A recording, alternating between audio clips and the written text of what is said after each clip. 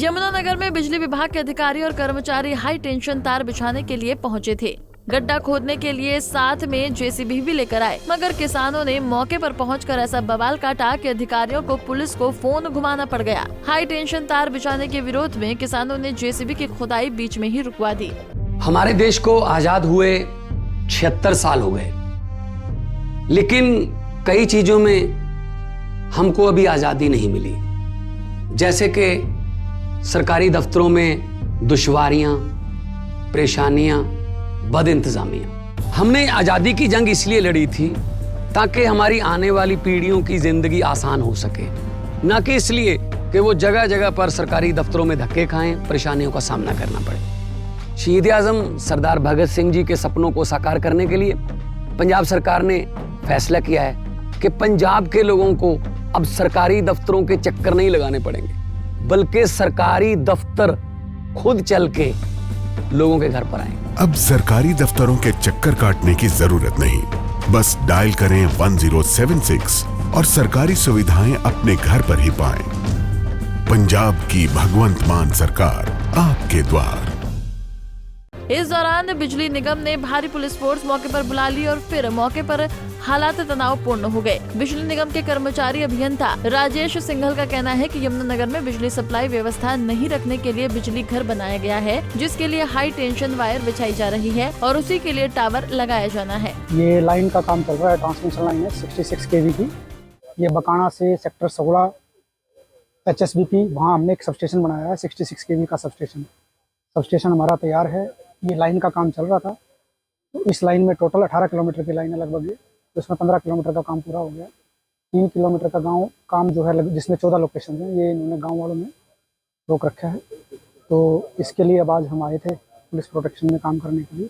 तो रोकने का कारण क्या है? क्या इनको मुआवजा नहीं मिला? नहीं, ऐसा नहीं है। जो भी हमारी गवर्नमेंट ऑफ हरियाणा की जो पॉलिसीज है, उसके हिसाब से हम मुआवजा देने के लिए तैयार हैं।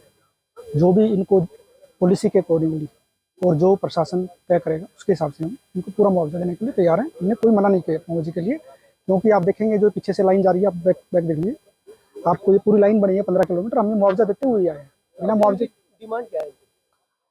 देखिए, डिमांड ये ज़्यादा मुआवजे की डिमांड कर रहे हैं जो पॉलिसी के खिलाफ है, मतलब जो पॉलिसी में नहीं है, तो वो मुआवजा हम उसके लिए नहीं इनको दे सकते। वो मुआवजा जो ये डिमांड कर रहे हैं, ये तो एग्जॉर्बिटेंट अमाउंट जो रीजनेबल नहीं है वो डिमांड कर रहे हैं, ठीक है जी।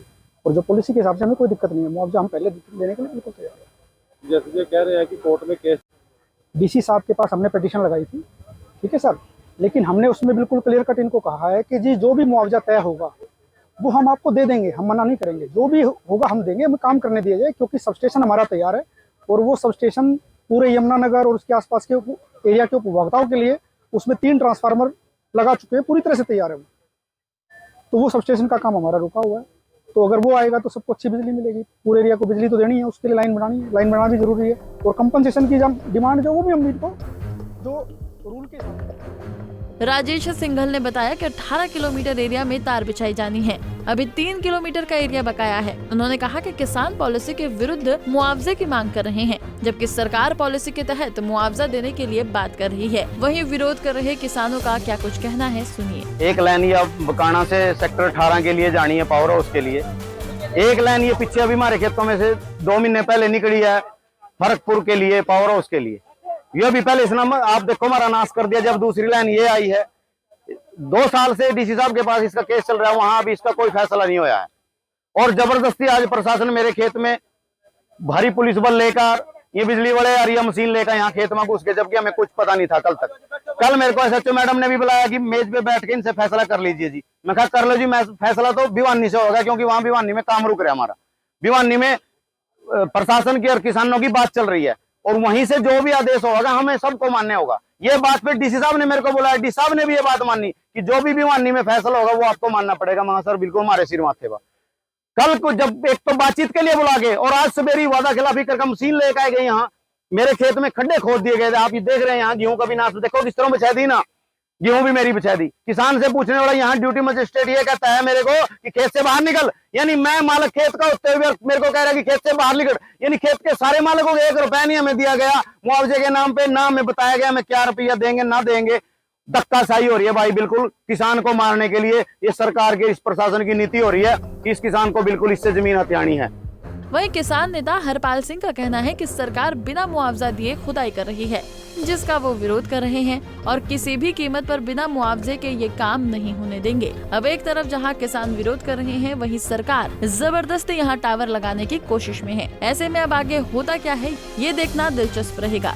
यमुनानगर से सुरेंद्र मेहता, पंजाब केसरी टीवी। हमसे जुड़े रहने के लिए हमारे YouTube चैनल को सब्सक्राइब करें और नई वीडियो की नोटिफिकेशन के लिए बेल आइकॉन को दबाएं। अगर आप ये वीडियो Facebook पर देख रहे हैं तो लाइक जरूर करें और ज्यादा से ज्यादा शेयर करें। धन्यवाद।